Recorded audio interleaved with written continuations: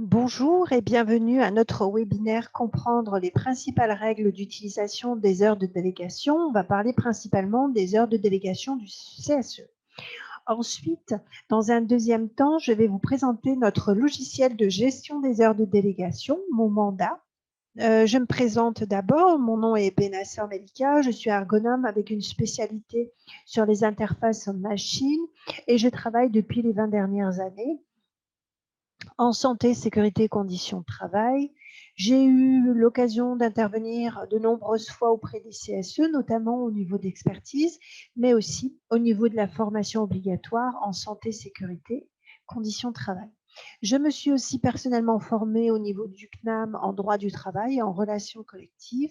Et ma mission dans le projet Mon Mandat, c'est d'être support métier au niveau des utilisateurs, apporter une formation, un premier niveau de formation pour la prise en main du logiciel et aussi garantir l'adéquation des règles de gestion avec la réglementation, le droit du travail.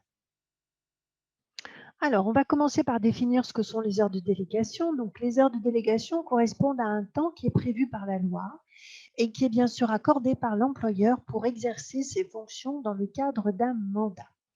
Le crédit d'heures est en principe individuel et mensuel, et le temps passé en délégation est de plein droit considéré comme du temps de travail et payé à échéance normale. Alors, bien sûr, les activités exercées dans le cadre de ces heures de délégation doivent être conformes à l'objet du mandat. Les membres du CSE ont le droit de circuler librement dans l'entreprise et de rencontrer toutes les personnes qu'ils souhaitent en respectant bien sûr des règles de sécurité. L'usage des heures de délégation suppose, bien sûr, comme on le précisait, une certaine liberté et la présomption de bonne utilisation. Alors, cette liberté vaut sur le lieu du travail, bien sûr, y compris sur les sites, les établissements secondaires où ne travaille pas forcément le salarié, mais aussi en dehors de l'entreprise pour effectuer des visites extérieures. L'exercice des missions est lié au mandat du représentant du personnel ne doit pas donner lieu à une perte de rémunération.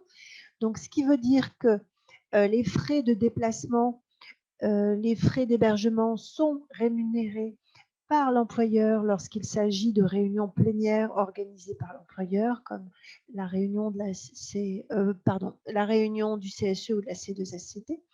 Et tout ce qui concerne les activités liées au mandat lui-même de CSE, ils sont pris en charge dans le budget de fonctionnement du CSE.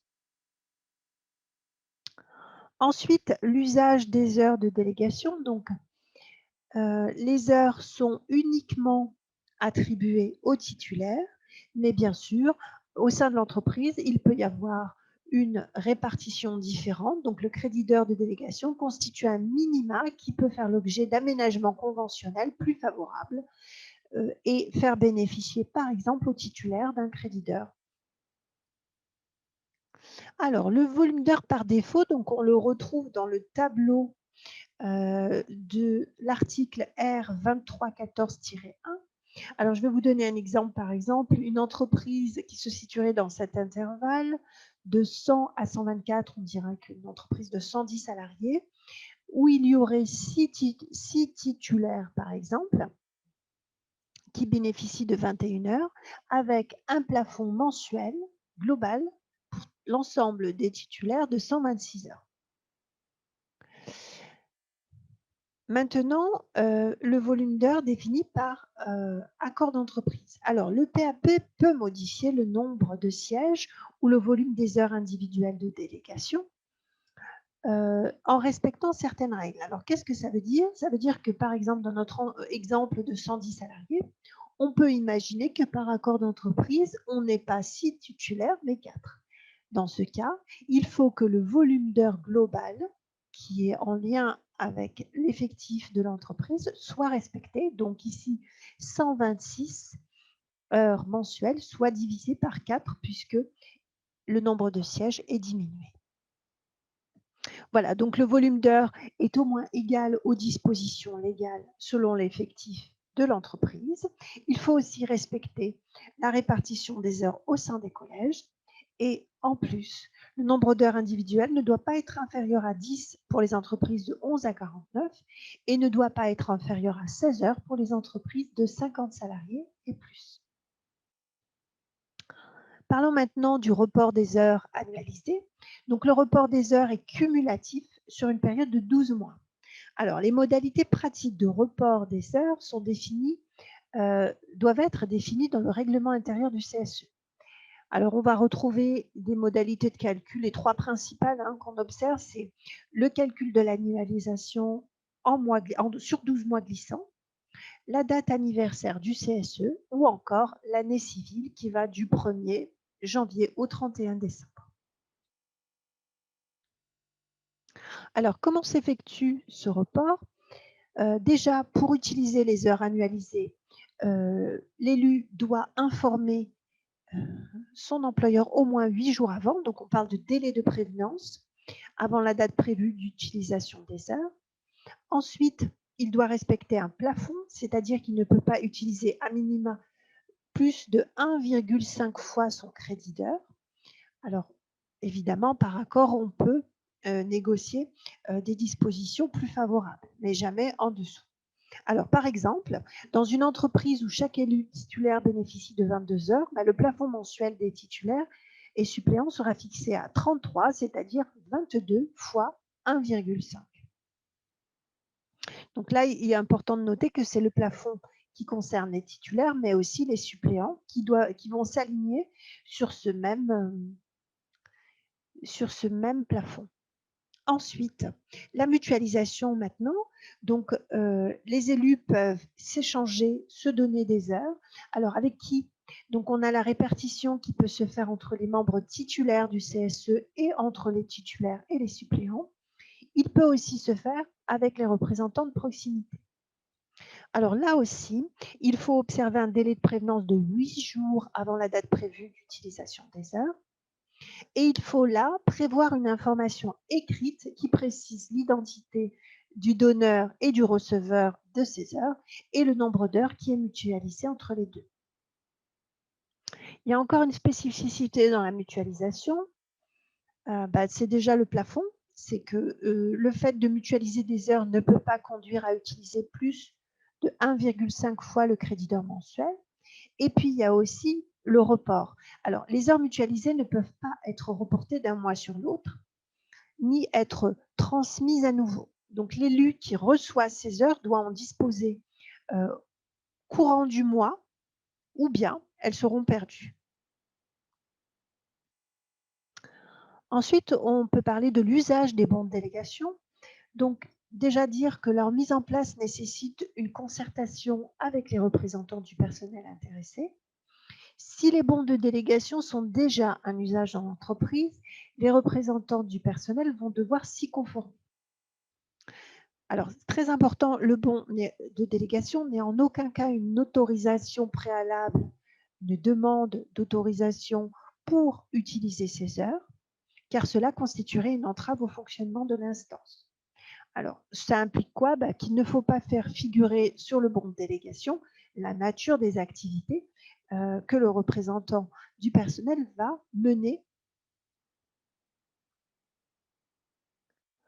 Alors, les salariés à temps partiel, donc il y a une spécificité pour les salariés à temps partiel. Donc, les élus titulaires salariés à temps partiel bénéficient du même nombre d'heures que les délégués à temps plein, les élus à temps plein. L'usage mensuel des heures de délégation ne peut pas représenter plus d'un tiers du temps de travail de l'intéressé. Le solde éventuel est bien sûr considéré comme du temps de travail payé et peut être utilisé en dehors des heures de travail de l'intéressé. Le salarié au forfait jour, donc le crédit d'heure est regroupé en paquets de 4 demi-journées. Donc le forfait jour, c'est les salariés dont le temps de travail est comptabilisé en nombre de jours annuels selon leur convention collective. Une demi-journée correspond à 4 heures de délégation. Et lorsque la fraction du crédit d'heure restant est inférieure à 4 heures, le représentant dispose d'une demi-journée complète. Alors, on va parler maintenant du temps passé en réunion des comités. Donc, ce temps par exemple la réunion du CSE ou la réunion de la C2SCT, correspondent à des temps de travail qui ne sont jamais déduits du crédit d'heure. Donc nous, on parle dans le logiciel de crédit d'heure non imputable et qui sont sans plafonnement. Ensuite, on a la réunion des commissions qui sont un peu différentes. Donc, ça dépend de l'effectif de l'entreprise. Alors, pour les entreprises de moins de 300 salariés, les heures passées en commission correspondent à des temps de travail qui sont jamais décomptés du crédit d'heure et qui ne sont pas plafonnés.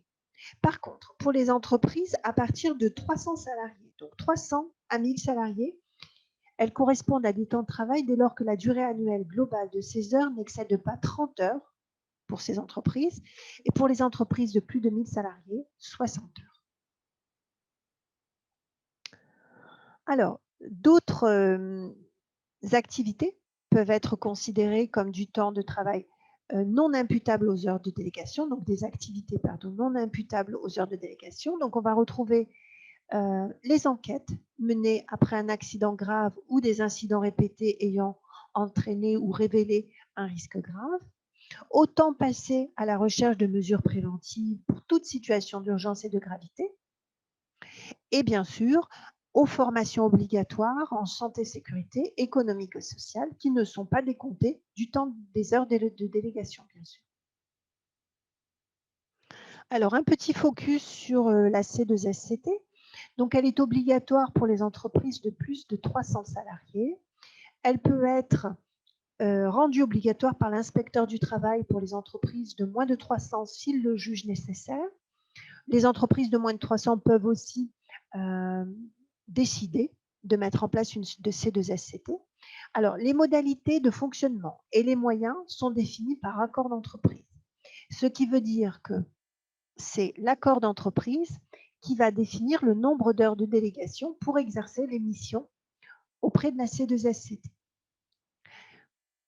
Pareil pour les représentants de proximité, donc leur mise en place n'est pas obligatoire, mais quand ils sont mis en place au sein de l'entreprise, c'est par accord d'entreprise que les modalités de fonctionnement et le nombre d'heures de délégation sont fixés en interne, par accord d'entreprise. Alors, un petit focus sur les heures de délégation au télétravail. Donc là, pendant le télétravail, le salarié continue bien d'exercer sa mission contractuelle, donc ce qui veut dire qu'il continue d'exercer son mandat et qu'il continue de poser des heures de délégation. L'accès à l'entreprise et au local du CSE sont toujours accessibles, évidemment, si l'entreprise demeure ouverte et qu'on n'est pas en période de confinement qui implique la fermeture de l'entreprise. Voilà, donc je vais vous présenter maintenant notre logiciel de gestion des heures de délégation qui implique bien sûr l'intégration de l'ensemble des règles que je viens de vous présenter. Alors, on va aller sur l'interface. Donc, voici l'interface du logiciel. Donc, on va retrouver les principales opérations qui se situent au niveau de l'onglet crédit d'heures avec la fonction utiliser mes heures, consulter l'historique des opérations, utiliser des crédits temps non imputables, comme par exemple le temps passé en commission CSE ou CSSCT avec l'employeur, qui ne sont pas déduits du crédit régulier, mutualiser des heures vers un autre élu ou un suppléant, utiliser son crédit temps formation, comme la formation en santé et sécurité, la formation économique et sociale ou encore la formation syndicale. Et puis ici, on a édité l'état mensuel de ces heures de délégation qui correspond à un récapitulatif mensuel de ces heures utilisées et des heures qui vont être annualisées. Donc les heures restantes qui seront annualisées sur le mois prochain. Ensuite, on va retrouver des fonctions de paramétrage ici. Vous pouvez, si vous le souhaitez, définir, en fonction de l'usage de l'entreprise, définir des personnes à notifier. Donc, ça veut dire que ces personnes recevront par mail automatiquement un bon de délégation qui les informe de la prise des heures de délégation de votre compte. Alors, nous allons voir maintenant comment poser des heures de délégation. Donc, c'est très simple. On est ici sur la fonction, la première, utiliser mes heures. On voit ici qu'on est sur un mandat de titulaire qui dispose d'un crédit régulier qui reste maintenant à 9 heures, hein, dont le reliquat est de 9 heures, et d'un crédit annualisé, donc c'est le report qui s'effectue, qui est de 22 heures.